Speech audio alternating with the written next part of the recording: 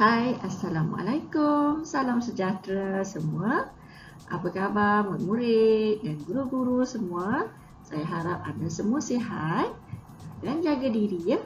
Baiklah, hari ini kita akan belajar tentang ayat majmuk. Apakah yang dikatakan dengan ayat majmuk? Okey, mari kita lihat definisi ayat majmuk. Ayat majmuk ialah ayat yang terdiri daripada beberapa ayat tunggal. Contoh ayat, guru kami akan ke rumah Amin untuk menziarahi keluarganya. Walaupun belum bersekolah, kanak-kanak itu sangat bijak. Ini contoh ayat majmuk. Ayat majmuk ada 3 jenis, iaitu ayat majmuk gabungan, ayat majmuk pancangan dan ayat majmuk campuran. Baiklah, kita lihat apakah yang dimaksudkan dengan ayat majmuk gabungan. Ayat yang terdiri daripada 2 ayat atau lebih yang dijadikan satu. Ayat yang digabungkan dengan kata hubung seperti dan, tetapi, atau, dan sebagainya.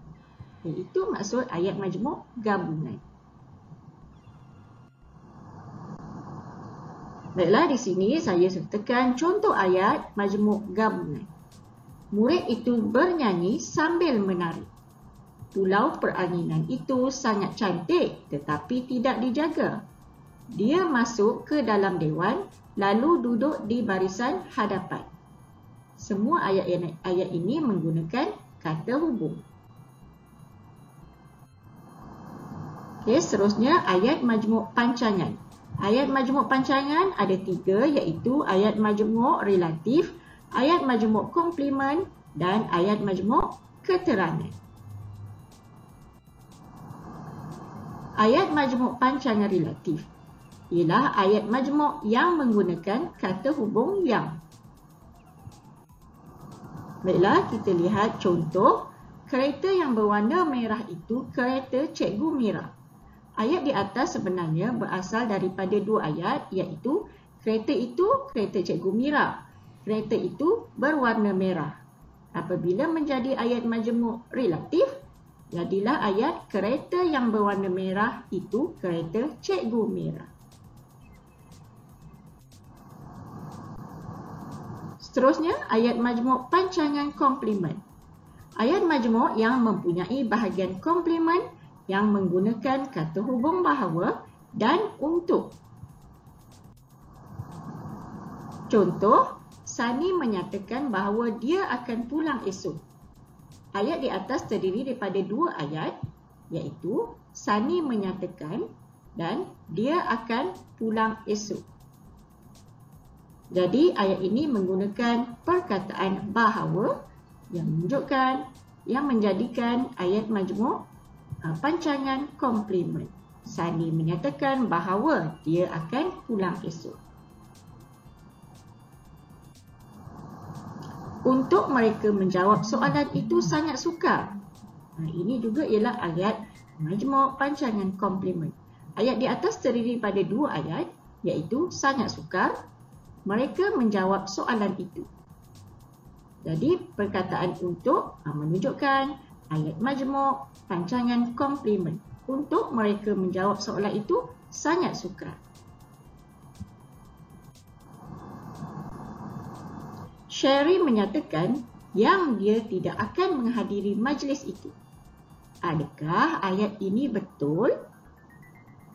Cuba jawab ya. Kita lihat.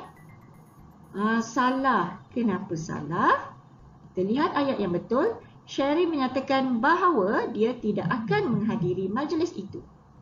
Mengapa ayat yang di atas itu salah? Okey, kita lihat.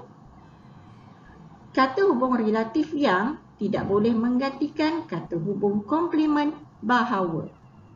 Jadi, ayat di atas yang menggunakan yang itu salah dan ayat di bawah yang menggunakan bahawa itu betul. Maksudnya, kata hubung relatif yang tak boleh menggantikan kata hubung komplement bahawa. Baiklah. Ayat majmuk pancangan keterangan. Ayat majmuk yang mempunyai ayat keterangan dan disambungkan dengan kata hubung ketika, kerana, jika, dengan dan sebagainya. Contoh, kami ke sekolah dengan menaiki bas. Ayatnya, kami ke sekolah. Kami menaiki bas. Jadi apabila ada kata hubung menjadikan kami ke sekolah dengan menaiki bas. Seterusnya ayat majmuk campuran. Ayat yang mempunyai lebih daripada satu jenis ayat yang terdiri daripada campuran ayat tunggal dengan beberapa ayat majmuk. Itu maksudnya campuran. Dalam satu ayat itu ada ayat tunggal, ada ayat majmuk. Baiklah, kita lihat contohnya. Jamal dan Didi membaca karangan yang ditulis oleh Zainita. Ayat ini terdiri daripada ayat majmuk gabungan dan ayat majmuk relatif. Ayat majmuk gabungan, Jamal dan Didi membaca karangan. Di ayat majmuk relatif yang ditulis oleh Zainita. Itu yang dimaksudkan dengan ayat majmuk campuran. Farid dan Faridah menyatakan bahawa buku latihan mereka telah hilang petang semalam. Jadi, ini juga merupakan contoh ayat majmuk campuran. Ada dan ada juga dia menggunakan bahawa dalam satu ayat. Okey. Baiklah, cikgu harap anda semua faham tentang ayat majmuk. Setakat ini saja perkongsian cikgu pada hari ini. Semoga kita berjumpa lagi dalam video yang akan datang. Sekian, terima kasih. Assalamualaikum. Bye.